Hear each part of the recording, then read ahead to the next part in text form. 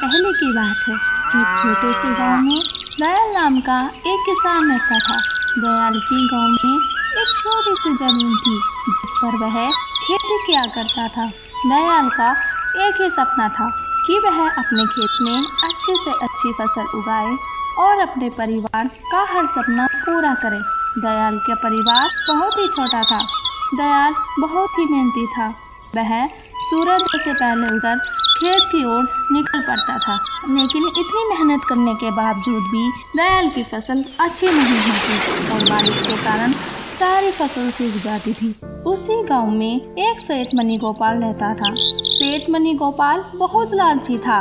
वह गांव के लोगों को पैसा उधार देकर उन पर ब्याज का भार बोझ डाल देता था, जिससे किसान द्वारा ब्याज न देने पर उनकी जमीन हड़प लेता था।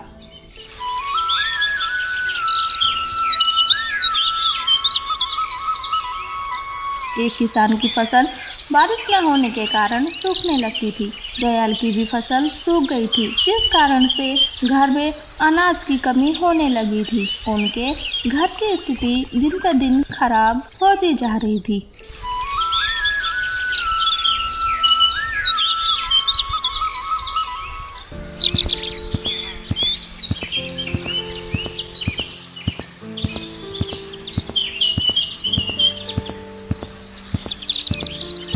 अरे किसान भाई, हमारे फसल बारिश न होने के कारण सब खराब हो चुके हैं। अब हमारे जिंदगी में क्या होगा? हम लोग क्या खाएंगे? हाँ दयाल भैया, हमारे फसल भी खराब हो चुके हैं। हमारे बच्चे लोग अब क्या खाएंगे? सरकार ने कुछ मदद की, लेकिन उसे क्या होने वाला पता नहीं चलता। हम इस संकट से कैसे निकलूं? हमें कुछ न कुछ करना ही पड़ेगा। लगता है इसके बारे में सेठ जी को बताना ही पड़ेगा। सेठ जी तो हम लोगों की स्थिति के बारे में जानते ही होंगे। वे हम लोगों को जरूर मदद करेंगे। वो सेठ मनी गोपाल अभी 1 महीने पहले अपने गांव का रमेश सेठ जी से पैसे उधार लिए थे, लेकिन समय से ज्यादा ब्याज न देने के कारण उनका जमीन हड़प लिया था। तो अभी हम लोग कर भी क्या सकते हैं? गांव में बस सेठ ही हैं जो लोगों को पैसे उधार देते हैं। अभी सेठ जी से पैसे उधार ले लेते हैं, बाद में देखा जाएगा क्या करना है। देखो दयाल, हम तो सेठ जी से पैसे उधार नहीं लेंगे, लेकिन तुम्हारी मर्जी। तुम चाहो तो सेठ जी से पैसे ले सकते हो। सुनो किसान भाई, मेरे मानो तो हम लोग सरपंच जी से बात करते हैं। क्या पता सरपंच जी हम लोगों का मदद कर सके। ये तो अच्छी बात है गोपाल। हम सभी लोग एक साथ मिलकर सरपंच जी से बात करेंगे तो सरपंच जी कुछ न कुछ जरूर उपाय निकालेंगे। तो ठीक है, हम लोग कल सुबह सरपंच जी के पास चलेंगे और सरपंच जी से इसके बारे में बात करेंगे।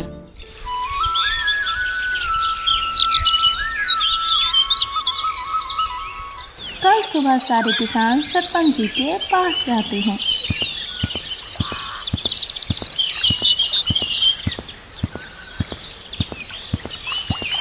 वहां जाने पर पता चलता है कि सरपंच जी की कोई काम से 1 महीने से छुट्टी पर गए हैं, तो अभी 1 महीने तक कोई पंचायत नहीं बैठाई जाएगी। यह सुनकर सब किसान भाई सब के सब दुखी हो जाते हैं और सब अपने अपने घर जाने लगते हैं।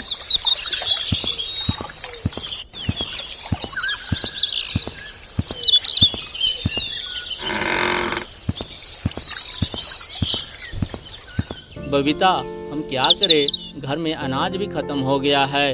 हम लोग सरपंच जी से बात करने गए थे, लेकिन सरपंच जी 1 महीने की छुट्टी पर गए हैं। आप धैर्य रखिए जी, भगवान हम लोगों के लिए कोई ना कोई रास्ता जरूर निकालेंगे। मैं सोच रहा हूँ ये मुश्किल घड़ी में हमें सेठ मनी गोपाल से मदद लेनी चाहिए, लेकिन डर तो ये बात है वह ब्याज अधिक लेता है और जमीन भी हड़प लेता है। लेकिन क्या कर सकते हैं? एक बार आप सेठ मनी गोपाल से बात करके देखिए, क्या पता वो हमारी मदद कर दे। ठीक है बबीता, मैं कल सुबह सेठ मनी गोपाल से बात करता हूँ।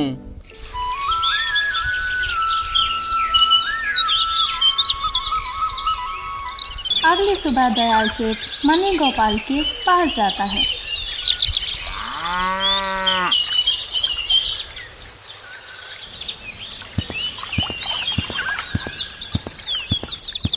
आओ आओ दयाल, कहो कैसे आना हुआ? सुना है इस साल बारिश न होने के कारण सारे किसान की फसल सूख गया है। तुम्हारा फसल भी सूख गया होगा। हाँ सेठ जी, हमारा फसल भी सूख गया है और घर में खाने के लिए कुछ भी नहीं बचा है। सुना है आपसे कुछ मदद मिल जाए तो अच्छा रहेगा। ठीक है, मैं मदद तो जरूर करूँगा, लेकिन उसके लिए गिरवी रखने के लिए कुछ लाया है। सेठ जी, गिरवी रखने के लिए हमारे पास कुछ नहीं है। हमारे पास तो एक छोटी सी खेत है। उस खेत से फसल उगने के बाद मैं आपको सारा कर्ज उतार दूंगा।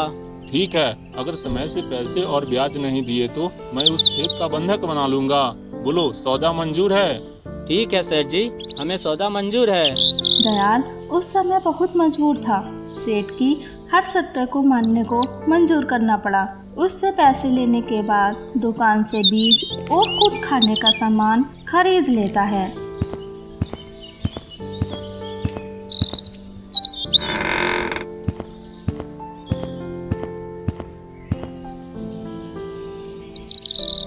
बबीता, सेठ मनी गोपाल से तो हमें कर्ज ले लिए हैं, लेकिन अपने जमीन को बंधक रख लिए हैं। अगर समय से पैसे नहीं दिए तो वो हमारे जमीन को हमेशा के लिए बंधक बना लेंगे।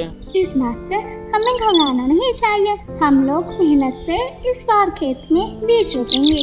देखना, हम लोगों की ईमानदारी और मेहनत से फसल जरूर आएगी। हाँ, हम लोग साथ मिलकर खेत में काम करेंगे और फसल उगाकर सबसे पहले सेठ मनी गोपाल का सारा कर्ज उतार देंगे। इसके बाद दयाल खेत में कड़ी मेहनत करने लगता है और बीज रोपने के बाद रोज सिंचाई करता।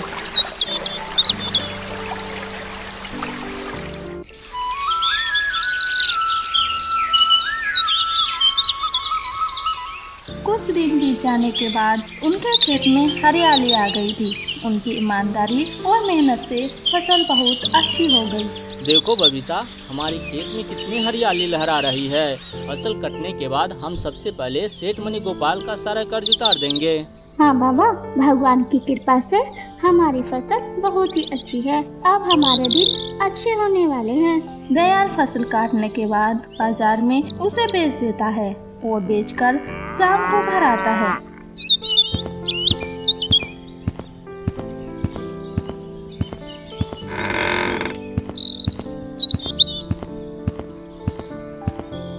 देखो बबीता, हमारी फसल अच्छी होने के कारण अधिक दामों में बिक रहे हैं। अब चलो सेठ मनी गोपाल से अपना जमीन छुड़वा लेते हैं। हाँ चलो जल्दी, हम अपना सारा कर्ज उतार देंगे। वह दोनों पैसे लेकर सेठ मनी गोपाल के पास जाते हैं।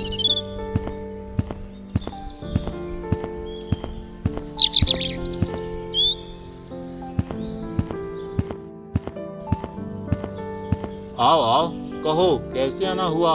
तुम्हें और कर्ज चाहिए क्या? नहीं सेठ जी, मुझे कर्ज नहीं चाहिए। मुझे अपनी पुरानी कर्ज को चुकाने आया हूँ। ये लो पैसे, मैं ब्याज सहित जोड़ कर लाया हूँ। इतना ही पैसे लाए हो?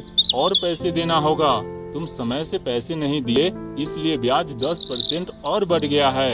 ये कहाँ का न्याय है सेठ जी? हम कहे ना, फसल कट जाने के बाद हम दोनों आपका पैसा चुका देंगे। जैसे फसल कटी वैसे ही हम पैसे चुकाने आ गए हैं। फिर 10% क्यों? तुम नहीं समझोगे बबीता, 10% ब्याज और चाहिए। जाओ तुम लोग और कमा कर लाओ। दयाल दुखी मन होकर वहाँ से लौट जाता है और गांव वालों के पास जाकर सारी बात बता देता है। यह सुनकर गांव का किसान बहुत क्रोधित हो गए थे। ये सेठ मनी गोपाल अपने आप को समझता ही क्या है? अगर ऐसे चलता रहा तो गांव का सारा किसान को ले डूबेगा। इस सेठ के खिलाफ कुछ न कुछ करना ही पड़ेगा। दयाल, तुम सेठ मनी गोपाल को 10% ब्याज नहीं देना। हम लोग तुम्हारे साथ है। हमें लगता है इनकी शिकायत सरपंच जी से करना चाहिए, क्योंकि सरपंच जी छुट्टी से घर आ गए होंगे। लेकिन चलो हम लोग सेठ जी से एक बार और बात कर लेंगे। अगर नहीं माने तो सरपंच जी से कहकर एक सभा बुलाएंगे। यह कहकर सारे किसान सेठ गोपाल के पास चले जाते हैं।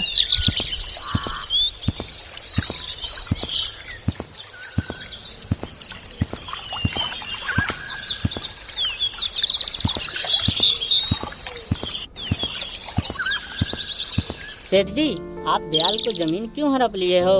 वो तो आपको पूरे पैसे दिए हैं, फिर भी उनका जमीन क्यों हड़प लिए हो? तुमको किसने कहा कि दयाल हमें पूरा पैसा दे दिए हैं? अभी ब्याज का पूरा पैसा बाकी है, वो दे देगा तभी मैं उसका जमीन का कागज दूंगा।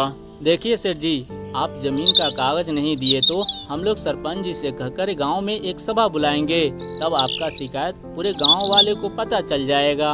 यह बात सुनकर सेठ मणि गोपाल घबरा जाता है और सोचने लगता है।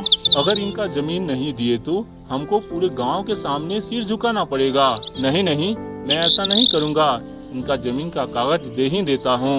क्या सोच रहे हो सेठ जी, कुछ तो बोलो।